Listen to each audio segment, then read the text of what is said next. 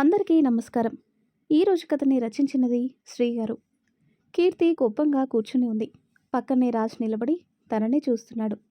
కీర్తిలో ఈ యాంగిల్ కూడా ఉందని ఇప్పుడే అర్థమైంది రాజ్కి. అంతేకాదు, అతని మీద ఎంత కోపం పెంచుకుందో కూడా అర్థమైంది. ఇలాంటి పరిస్థితుల్లో నిజం చెప్పి తన ముందు దోషిగా నిలబడలేక మౌనంగా ఉండిపోయాడు. కీర్తి మొహంలో ఆ కోపపు ఛాయలు తగ్గకపోవడంతో రాజ్ అయోమయంగా తననే చూస్తున్నాడు. అమ్మో, అమాయకురాలనుకున్నాను. పెద్ద ఫైర్ బ్రాండ్ రా బాబు. ఇప్పుడు దీన్ని కదిలిస్తే నన్ను కొట్టేలా ఉంది. ఎలా అనుకుంటూ మెల్లిగా తన పక్కన కూర్చున్నాడు. కీర్తి అని రాజ్ పిలిచేసరికి అతని వైపు చూసింది. అయిపోయింది కదా, వదిలేయిక అంటాడు. నేను వదిలేసినా వాడు వదలడు కదా ప్రణయ్. మీరే చూశారుగా, నన్ను ఎత్తుకు రమ్మని రౌడీని కూడా పంపించాడు. ఓసై పిచ్చి మహుమా, వాడు నన్ను చంపడానికి వచ్చాడే, నిన్నెత్తుకెళ్ళడానికి కాదు.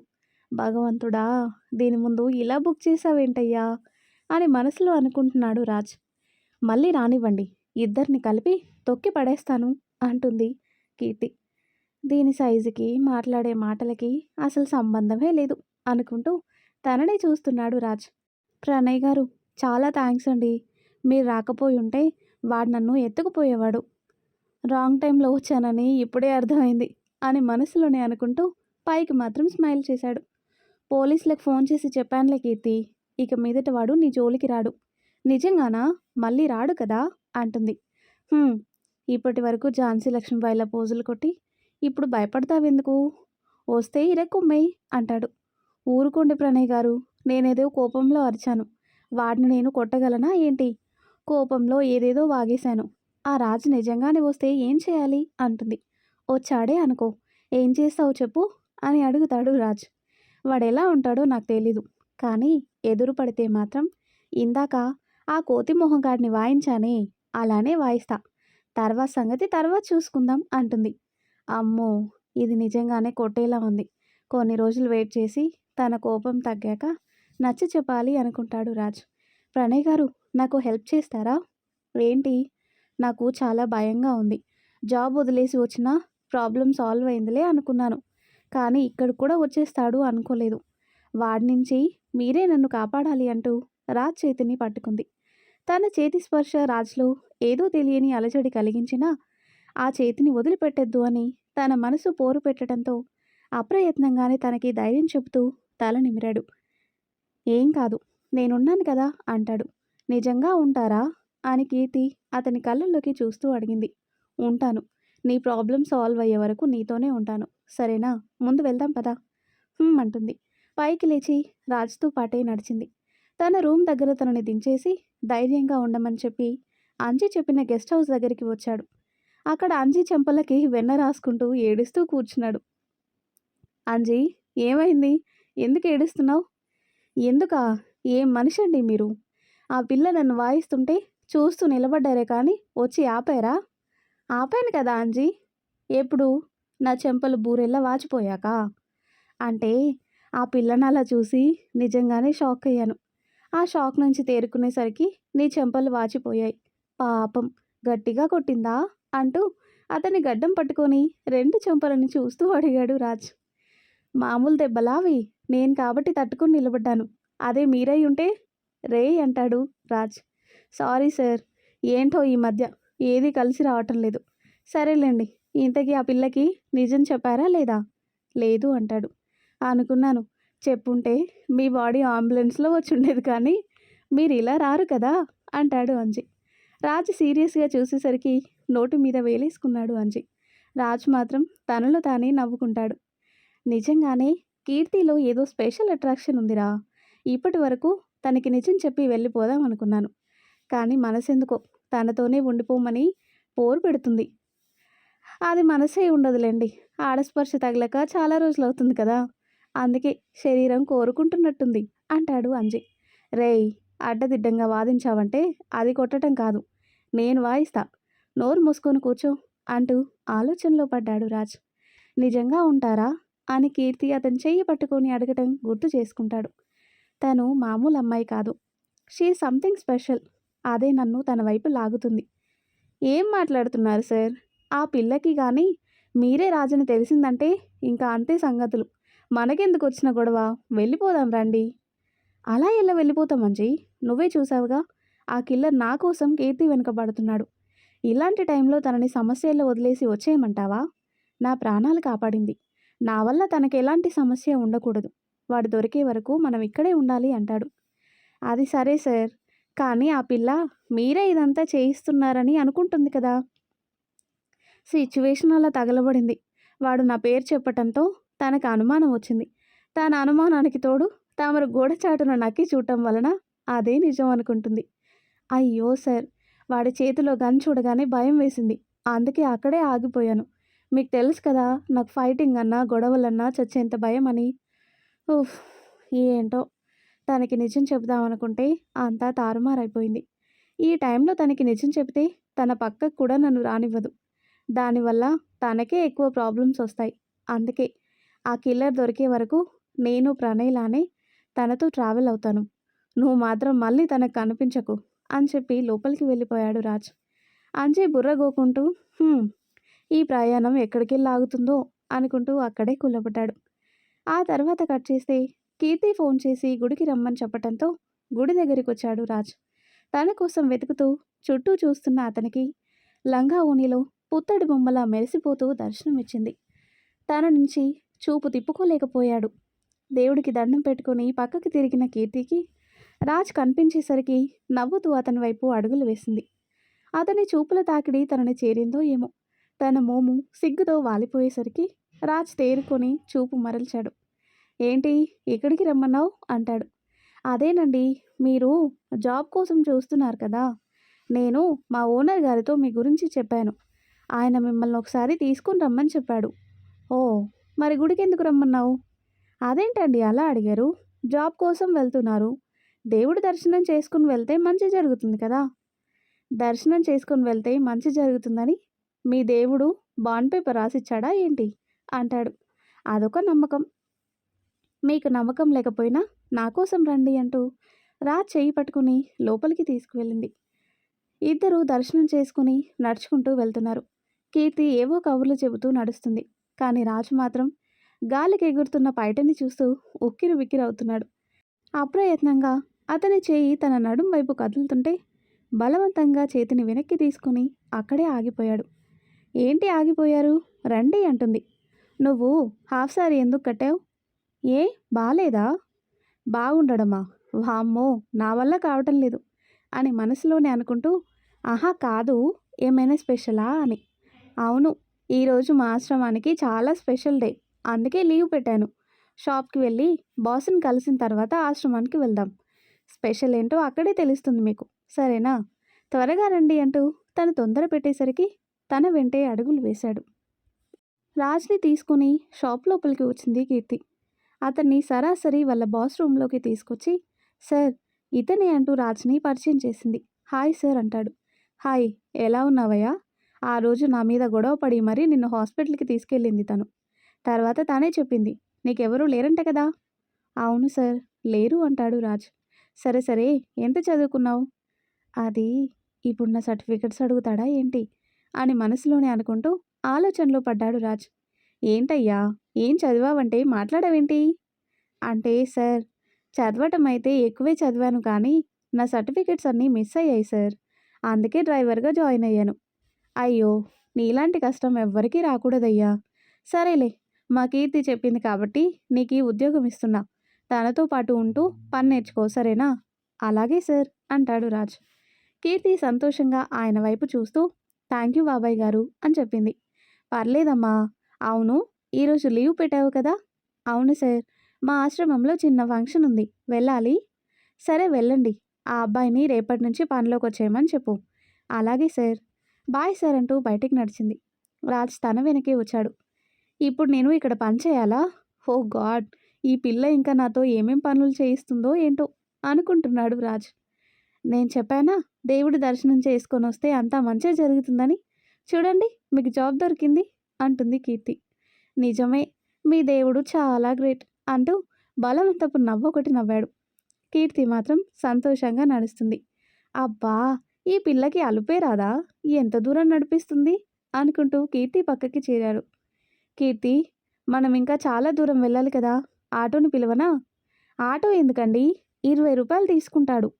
అదే మనం కబుర్లు చెప్పుకుంటూ సరదాగా నడుచుకుంటూ వెళితే డబ్బులు మిగులుతాయి. మన బాడీ కూడా యాక్టివ్‌గా ఉంటుంది. అయినా ఇంకెంత 2 కిలోమీటర్లే కదా!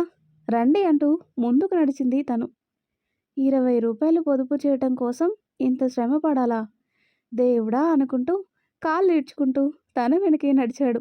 కాసేపటికి ఆశ్రమానికి చేరుకున్నారు. లోపలికి వస్తూనే గార్డెన్‌లో బల్ల మీద కూర్చుండిపోయాడు రాజ్. ఇక్కడే ఆగిపోయారేంటి? రండి అంటుంది. నా వల్ల కాదు. నేను కాసేపు ఆగొస్తాను. నువ్వెళ్ళు అంటాడు. సరే అయితే అంటూ లోపలికి వెళ్ళిపోయింది కీర్తి. రాజ్ అలుపు తీర్చుకుంటూ అక్కడే కూర్చున్నాడు. కీర్తి జ్యూస్ తీసుకుని రాజ్ దగ్గరికి వచ్చింది. బాగా అలసిపోయినట్టున్నారు. ఈ జ్యూస్ తాగండి అంటుంది. హమ్మయ్య! బ్రతికించావు. చాలా దాహంగా ఉంది. ఇటివ్వు అంటూ తన చేతిలో గ్లాస్ తీసుకొని గడగడ తాగేశాడు. కీర్తి అతన్నే చూస్తూ ఉండేసరికి ఏంటి అని కళ్ళెగరేశాడు. మీకిలా నడవటం అలవాటు లేదా? అని అడుగుతుంది. హుహు. ఎక్కడికెళ్ళినా కారులో వెళ్ళటం అలవాటు కదా! అదే మా ఓనర్ గారు కారులోనే తీసుకెళ్ళేవారు అంటున్నా అంటాడు. శరీరానికి సుఖాన్ని అలవాటు చేస్తే కష్టాన్ని తట్టుకోలేదు ప్రణయ్ గారు.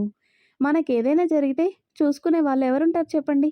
అందుకే రూపాయి, రూపాయి కూడబెట్టుకోవటం అలవాటు చేసుకోండి. అది కష్ట సమయంలో మనకు ఆసరాగా ఉంటుంది అని చెప్తుంది కీర్తి. రాజ్ తనని చూస్తూ ఉండిపోయాడు. మొన్న మీకు యాక్సిడెంట్ అయితే ఎక్కడుండాలో కూడా తెలియని పరిస్థితిలో ఎంత విలవిల్లాడారు. అలాంటి పరిస్థితి మళ్ళీ రాకుండా ఉండాలంటే డబ్బులు ఆదా చేయడం నేర్చుకోండి సరేనా? అంటుంది. రాజ్ ఏదో బొమ్మలా తాలాడించాడు సరే అని. కీర్తి నవ్వుతూ మీ అలుపు తీరాక లోపలికి రండి అని చెప్పి వెళ్ళిపోయింది. ఒక 5 నిమిషాలు అక్కడే కూర్చుని లోపలికి వచ్చాడు రాజ్. ఆశ్రమం అంతా అలంకరించి ఉంది. అందరూ చాలా సంతోషంగా కనిపిస్తున్నారు. అక్కడేం జరుగుతుందో అర్థం కాక అయోమయంగా చూస్తూనే కీర్తి పక్కకొచ్చి నిలబడ్డాడు. కీర్తి, అసలు ఇక్కడ ఏం జరుగుతుంది? ఏంటా స్పెషల్? ఈరోజు ఈ ఆశ్రమం స్థాపించి మా అందరికీ జీవితాన్నిచ్చిన ప్రతాప్ రాజు గారి పుట్టినరోజు అని తను చెప్పేసరికి తల పట్టుకున్నాడు రాజ్. Oh shit! తాతయ్య పుట్టినరోజు నేనెలా మర్చిపోయాను అనుకుంటూ అక్కడి నుంచి నెమ్మదిగా పక్కకొచ్చేశాడు. ఎవరూ లేని చోటుకొచ్చి ఫోన్ తీసి ఒక నెంబర్ డయల్ చేశాడు. అటు నుంచి ఒక పెద్దాయన గొంతు వినిపించింది. పెద్దయ్య, నేను రాజ్ని. బాబు, ఎలా ఉన్నారు? ప్రతి సంవత్సరం ఊరికొచ్చేవారు. ఈసారి రాలేదు? అది నాకు కుదరలేదు పెద్దయ్య. అక్కడ ఏర్పాట్లు అవి అన్నీ నేను చూసుకుంటున్నానులే బాబు. ప్రతి సంవత్సరం మీరెలా అయితే ఈ వేడుక జరిపిస్తారో అలానే జరిపిస్తున్నాను. ఊరందరికీ మీ చేతులతో బట్టలు పంచేవారు. ఈసారి మీరు రాకపోయేసరికి నేనే ఆ పని చేశాను. Thank God. చాలా భారం దించేసావు పెద్దయ్య. ఒక్క క్షణం చాలా గిల్టీగా అనిపించింది. తాతయ్య పుట్టినరోజు మర్చిపోయినందుకు. ఆయన లేకపోయినా ఆయన ఆశయాలని ముందుకు తీసుకెళ్లాలని చూస్తున్నారు. అంతకంటే ఆయనకి ఇంకేం కావాలి చెప్పండి? వచ్చే పుట్టినరోజుకైనా మీరు సంకీర్తనమ్మ కలిసి ఇక్కడికి రావాలని, మీ ఇద్దరి చేతుల మీదుగా ఈ వేడుక జరగాలని కోరుకుంటున్నాం. ఇదే మీ తాతగారి ఆశ కూడా. ఉంటాను బాబు. సరే పెద్దయ్య. ఫోన్ కట్ చేసి ఆలోచనలో పడ్డాడు రాజ్. ఎప్పుడూ ఇలా జరగలేదు. నేను తాతయ్య పుట్టినరోజు మర్చిపోవటం ఏంటి? ప్రతి సంవత్సరం నా మనవరాల్ని తీసుకురా అని తాతయ్య నన్ను అడిగినట్టే ఉండేది. కానీ ఈసారి ఎందుకని తాతయ్య ధ్యాస కూడా రాలేదు నాకు. ప్రణయ్, ఇక్కడేం చేస్తున్నారు అంటూ దగ్గరికొచ్చింది కీర్తి. ఏం లేదు, ఫోన్ ఇస్తేను మాట్లాడుతున్నా. నాకోటి అర్థం కాదు. మీకెవరూ లేరన్నారు, కానీ ఎప్పుడు చూసినా ఫోన్ మాట్లాడుతూనే ఉంటారు. ఎవరు చేస్తారు మీకు అని అడుగుతుంది. అంటే ఫ్రెండ్స్, జాబ్ కోసం అందరిని అడిగాను. ఏదైనా వేకెన్సీ ఉంటే ఇలా ఫోన్ చేసి చెప్తారు అంటాడు. ఓ, అది మంచిదేలేండి. సరే, కేక్ కట్ చేస్తున్నారండి అంటూ ముందుకు నడిచింది. వెనక్కి వచ్చాడు రాజ్. అందరూ చుట్టూ నిలబడితే మధ్యలో కేక్ పెట్టారు. మదర్ ఎవరి కోసమో ఎదురు చూస్తూ కనిపించేసరికి కేక్ ఎవరు కట్ చేస్తారు అని కీర్తిని అడిగాడు రాజ్. ప్రతి సంవత్సరం పిల్లలందరికీ కొన్ని ఆటల పోటీలు పెడతారు. ఆ పోటీలో ఎవరు గెలిస్తే వారికి ప్రతాప్ రాజు గారి వేషం వేసి కేక్ కట్ చేయిస్తారు. కీర్తి చెబుతూ ఉండగానే ఒక చిన్న పిల్లాడు పంచె కట్టుకొని చేతిలో కర్ర పట్టుకొని హుందాగా నడుచుకుంటూ వచ్చాడు. వాడిని చూడగానే ముచ్చటేసింది అందరికీ. వేషంతో పాటు పెద్ద మీసం కూడా పెట్టుకొని వచ్చాడు వాడు. కీర్తి నవ్వుతూ వాడి దగ్గరికి వచ్చింది. ఆ మీసం ఎందుకురా అంటుంది. ఎఫెక్ట్ ఉండాలి కదా అక్క. ఆయన ప్రతాప్ రాజు గారిని పట్టుకొని రా అంటావేంటి అంటాడు. అబ్బో! సరే సార్ గారు, టైం అవుతుంది. కేక్ కట్ చెయ్యి. ఆ పిల్లాడు కేక్ కట్ చేస్తుంటే అందరూ సంతోషంగా చప్పట్లు కొడుతున్నారు. కేక్ ముక్క తీసుకొని అటు మదర్ వైపు, ఇటు కీర్తి వైపు చూసి 2 సెకండ్లు ఆలోచించి వాడే నోట్లో పెట్టుకున్నాడు. రేయ్! ఎవరికైనా తినిపించాలిరా అంటూ వాడి తల నిమిరారు మదర్. తెలుసు మదర్. మీకు తినిపిస్తే కీర్తి అక్క ఫీల్ అవుతుంది. అక్కకి తినిపిస్తే మీరు ఫీల్ అవుతారు. అందుకే నేనే తినేశాను అంటూ నవ్వాడు వాడు. మూతికి పెట్టిన మీసం జారిపోయేసరికి అందరూ ఒక్కసారిగా నవ్వుతూ వాడిని ఆట పట్టించటం మొదలుపెట్టారు. కీర్తి వాళ్ళ అల్లరి చూసి మురిసిపోతూనే పక్కకొచ్చి నిలబడింది. రాజ్కి అక్కడి వాతావరణం చాలా ప్లెజెంట్గా అనిపించింది. వాళ్ళ తాతయ్యకి అక్కడిచ్చే గౌరవం ఏంటో కళ్ళకి కనిపిస్తుంటే మనసంతా ఆనందంతో నిండిపోయింది. కీర్తి పిల్లలతో కలిసి ఆడుకుంటుంటే దూరం నుంచే వాళ్ళని చూస్తూ నిలబడ్డాడు రాజ్. మదర్ అతన్ని గమనించి దగ్గరికి వచ్చారు. నమస్తే మదర్ అంటాడు. నమస్తే. నీ ఆరోగ్యం ఎలా ఉంది బాబు? ఇప్పుడు బానే ఉందండి. గాయాలన్నీ కూడా పూర్తిగా తగ్గాయి. ఎక్కడుంటున్నావు? అది ప్రస్తుతానికి నా ఫ్రెండ్ రూమ్లో ఉంటున్నాను మదర్. నీకు జాబ్ వచ్చిందంట కదా? కీర్తి చెప్పింది. అవును మదర్. తను పనిచేసే దగ్గరే నాకు కూడా జాబ్ ఇప్పించింది. తనంతే. ఎదుటి వాళ్ళు ఏదైనా ఇబ్బందుల్లో ఉంటే తనకి తోచిన సహాయం తను చేస్తుంది. ఇన్నేళ్లలో ఈ ఆశ్రమం నుంచి కొన్ని వేల మంది బయటికి వెళ్ళుంటారు. కానీ మళ్ళీ ఈ ఆశ్రమం వైపు తిరిగి చూసేవాళ్ళు చాలా తక్కువ మంది. ఆ తక్కువ మంది కూడా గుర్తొచ్చినప్పుడు వచ్చి పలకరించి వెళ్ళిపోవటం తప్ప మళ్ళీ మళ్ళీ ఇక్కడికొచ్చేవాళ్ళు ఉండరు. కానీ ఈ పిచ్చి పిల్ల మాత్రం ఇప్పటికీ ఈ ఆశ్రమాన్ని వదిలిపెట్టలేదు. నువ్వే చూసావుగా, ఈరోజు తను తప్ప ఇంకెవ్వరూ ఇక్కడికి రాలేదు. ఈ రోజుని అందరూ మర్చిపోయినా తను మాత్రం గుర్తుపెట్టుకుని మరీ వచ్చింది. తనకంటూ ఒక దారి చూసుకుని వెళ్ళిపోయే మనస్తత్వం కాదు కీర్తిది. తనని పెంచి పోషించిన ఈ ఆశ్రమానికి తన వంతుగా ఏదైనా చేయాలి అని ఆరాటపడుతుంది. రాజ్ ఆవిడ చెప్పేది వింటూ కీర్తి వైపు చూశాడు. స్వచ్ఛమైన నవ్వుతో అందర్నీ మంత్రముగ్ధుల్ని చేసేంత ఆకర్షణ ఉంది తనలో. బహుశా ఆ ఆకర్షణ అతన్ని తన వైపుకి లాగిందనుకుంటా. కానీ అందరూ అమ్మాయిలానే కీర్తి కూడా అనుకుని తనతో గడపాలి అనుకున్నాడు. రాజ్ తనలో తానే నవ్వుకుంటూ మదర్ వైపు చూశాడు. మదర్, ప్రతి సంవత్సరం ఇలానే చేస్తారా? అవును బాబు. ఆయనున్నా లేకపోయినా ఈ పిల్లలకి ఏ లోటు రాకుండా చూసుకుంటున్నారు. ఆయనకి ఏమిచ్చినా రుణం తీర్చుకోలేం. అందుకే మా సంతృప్తి కోసం ఇలా చిన్న వేడుక చేసుకుంటాం అంటుంది. మీరు ఆయనకు అర్పించే గొప్ప నివాళి ఇదే మేడం. నిజంగా ఆయన ఏ లోకంలో ఉన్నా సంతోషంగానే ఉంటారు. మదర్ నవ్వుతూ అక్కడి నుంచి ముందుకు వెళ్ళి ఆయన ఫోటో ఎదురుగా పువ్వులు పెట్టారు. రాజ్ కూడా ఆవిడతో పాటే వచ్చి ఒక రోజ్ తీసి ఆయన ఫోటో ముందు పెట్టాడు. పుట్టినరోజు శుభాకాంక్షలు తాతయ్య అని మనసులోనే విష్ చేస్తూ దండం పెట్టుకున్నాడు. పెద్ద అయిన తర్వాత ఆ కుటుంబంలో ఎవ్వరూ ఇప్పటి వరకు ఇక్కడికి రాలేదు. కానీ ఆశ్రమం బాగోగులు మాత్రం యథావిధిగా చూసుకుంటున్నారు. ఆయన కుటుంబం ఎప్పుడూ సుఖ సంతోషాలతో ఉండాలని ప్రతిరోజు ఆ దేవుడిని ప్రార్థిస్తూనే ఉంటాం బాబు. ఆ పుణ్యమే వాళ్ళకి రక్షణగా మారి కాపాడుతుంది అని చెప్పి పక్కకి వెళ్ళిపోయింది ఆవిడ. రాజ్ ఆ ఫోటోని చూస్తూ ఉన్నాడు. ఇంతలో కీర్తి వచ్చి ఆ ఫోటో ఎదురుగా పూలు పెట్టి దండం పెట్టుకుంది. రాజ్ పెట్టిన గులాబీ కింద పడేసరికి కీర్తి దాన్ని తీసుకొని తలలో పెట్టుకొని రాజ్ వైపు తిరిగింది. రాజ్ తననే చూస్తూ కనిపించాడు. ఏంటి అలా చూస్తున్నారు? కింద పడిన పువ్వు అక్కడ పెట్టకూడదు కదా, అందుకే తలలో పెట్టుకున్నాను అంటుంది. రాజ్ నవ్వుకుంటూ పక్కకొచ్చేశాడు. ప్రణయ్ గారు, వెళ్ళిపోకండి. మదర్ భోజనం చేసి వెళ్ళమని చెప్పారు. ఈ ఒక్క పూట మనం ఈ పిల్లలతో కలిసి తింటే వాళ్ళు సంతోషంగా ఉంటారు అంటుంది. సరే ఉంటాను అంటూ బెంచ్ మీద కూర్చున్నాడు. మధ్యాహ్నం పిల్లలందరితో కలిసి భోజనం చేసి సాయంత్రం వరకు వాళ్ళతో గడిపి అందరికీ బాయ్ చెప్పి బయటికి వచ్చారు ఇద్దరు. కీర్తి మొహమైతే సంతోషంతో వెలిగిపోతుంది. ఇద్దరూ అలా నడుచుకుంటూ వెళ్తుంటే బైక్ మీద వెళ్తున్న పోకిరి విధవలు కీర్తిని చూసి ఆగిపోయారు. రాజ్ వాళ్ళని గమనించి కీర్తిని మరోవైపుకు లాగి పక్కనే నడుస్తున్నాడు. వాళ్ళు వెనక్కి ఆగి ఒకరికి ఒకరు సైగ చేసుకుని బండిని స్పీడ్గా కీర్తి వైపుకు పోనిస్తూ ఉంటే మరొకడు వెనకే కూర్చొని తన ఓనీలాగే ప్రయత్నం చేస్తూ ఉంటే చివరి క్షణంలో రాజ్ తనని పక్కకి లాగాడు. దాంతో వాళ్ళ బండి బ్యాలెన్స్ తప్పి 2 పల్టీలు కొట్టి కింద పడ్డారు. కీర్తి కంగారుగా దగ్గరికి వెళ్ళబోతుంటే చెయ్యి పట్టుకొని ఆపాడు రాజ్. అయ్యో వదలండి, వాళ్ళకేమైందో ఏంటో అంటుంది. ఏమీ కాదులే, చిన్న చిన్న దెబ్బలే, నేను అంబులెన్స్కి ఫోన్ చేస్తానుండు అని ఫోన్ తీసి అంబులెన్స్కి కాల్ చేశాడు. 10 నిమిషాల్లో అక్కడికి చేరుకున్న అంబులెన్స్ వాళ్ళని తీసుకొని వెళ్ళిపోయింది. కీర్తి తనలో తానే నవ్వుకుంటూ నడుస్తుంటే, "ఎందుకు నవ్వుతున్నావు?" అని అడిగాడు రాజ్. "ఏం లేదు. వాళ్ళ బండి కంట్రోల్ తప్పటానికి కారణం మీరే కదా!" రాజ్ షాకయ్యి తన వైపు చూశాడు. కీర్తిని పక్కకి లాగేప్పుడు కోపంగా డ్రైవ్ చేస్తున్న వాడిని తన్నాడు రాజ్.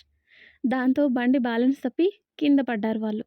రాజ్ కూడా నవ్వుతూ నడుస్తుంటే, "ఎందుకంత కోపం వచ్చింది మీకు? ఇలాంటి వాళ్ళు ప్రతి చోట ఉంటూనే ఉంటారు" అంటుంది. "తప్పించుకుని పోవాలే కానీ గొడవ పడి సమస్యల్లోకి ఇరుక్కోకూడదు ప్రణయ్" అంటుంది. "అలా అని ప్రతిదీ తేలిగ్గా వదిలేయలేం కదా! నా మనసుకు అనిపించింది చేశాను. దట్స్ ఇట్" అంటాడు. "నాకొక విషయం అర్థమైంది" అని కీర్తి అనేసరికి, "ఏంటి?" అన్నట్టుగా తన వైపు చూశాడు రాజ్.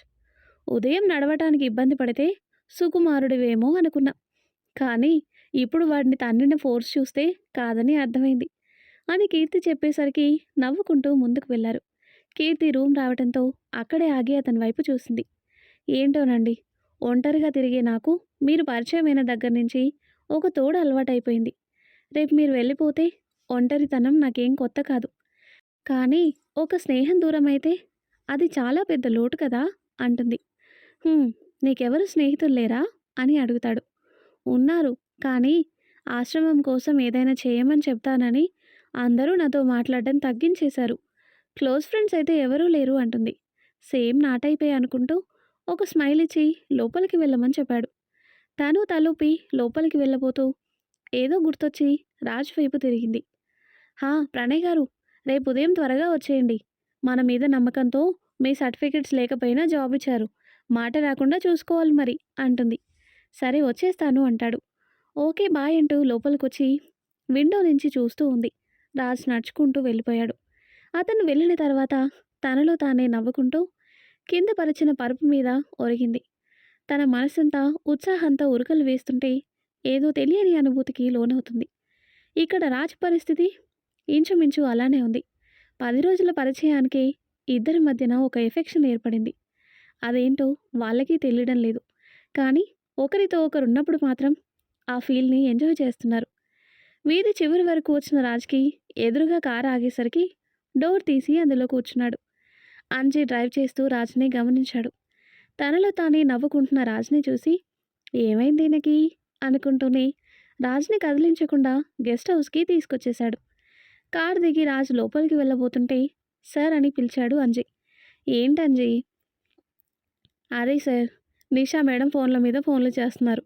మీరెక్కడున్నారో చెప్తే ఆవిడొస్తానంటున్నారు. అడ్రస్ చెప్పమంటారా?" "వద్దు.